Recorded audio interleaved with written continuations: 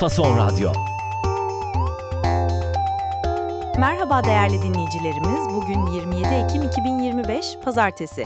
Bakü Stüdyosu'ndan herkese merhaba. Fason Radyo'da Azerbaycan'dan Haberler programına hoş geldiniz. Ben Özlem.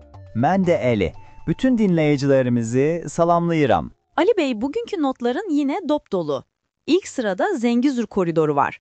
Türkiye'den bir bakan açıklama yapmış sanırım. Bəli, Özlem.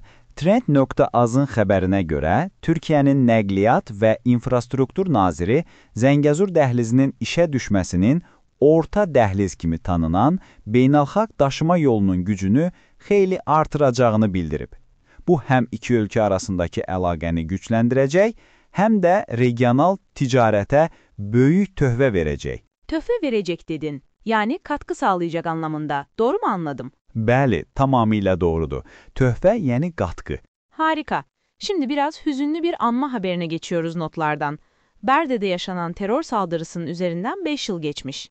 Elədir, 2-ci Qarabağ müharibəsi zamanı 27 oktyabr 2020-ci ildə Ermənistan silahlı qüvvələrinin Bərdə rayonunun Qara Yusifli kəndini Smeç raketləri ilə hədəfə almasından 5 il ötür. Dayaz saytının yazdığına görə, cəbhə xəttindən uzaqda yerləşən mülki yaşayış məntəqəsinə edilən bu hücum müharibə cinayəti kimi qeydə alınıb. Bugün hücumda həyatını itirənlər anılır. Allah rahmet eylesin. Notlarında bir de dün konuştuğumuz bir konu var. Muhalif avukat Zabil Gehremanov'un gözaltına alınması. Dünkü yayınımızda bahsetmiştik. Bugün de notlarda. Bəli, bu mövzu gündəmdədir. Müxalif yönümlü Meydan TV-nin yazdığına görə, tanınmış vəkil Zabil Qəhrəmanov bir nəfəri yaralamaqda təqsirləndirilir.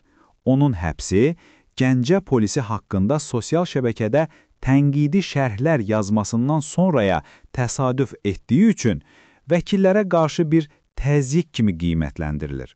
Teksirlendirilir dedin. Bizdeki taksirle işlenen suçlara benziyor kulağa ama anlamı farklı sanırım. Ne demek tam olarak? Təqsirləndirilmək, yəni suçlanmaq. Zabil Qəhrəmanov birini yaralamaqla suçlanır. Anladım, suçlanıyor yani.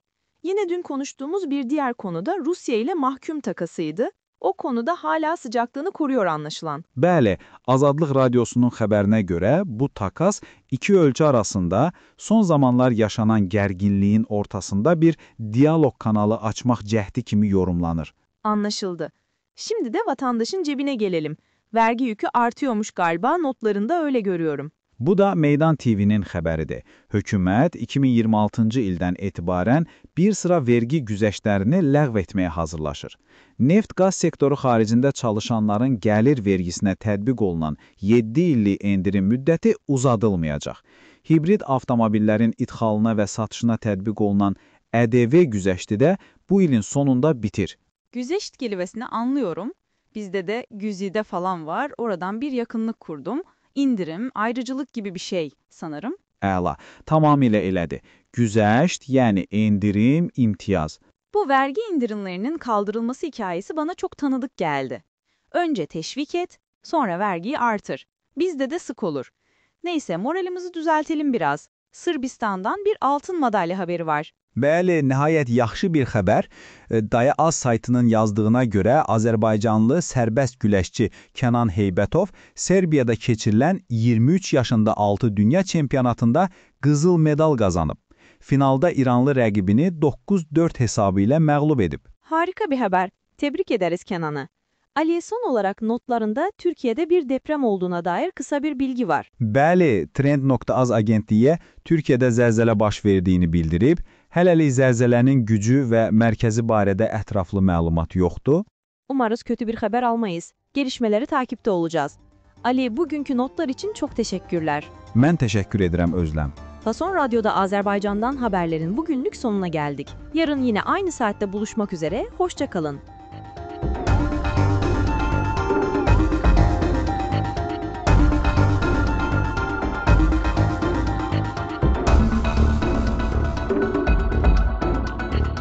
Fason Radyo.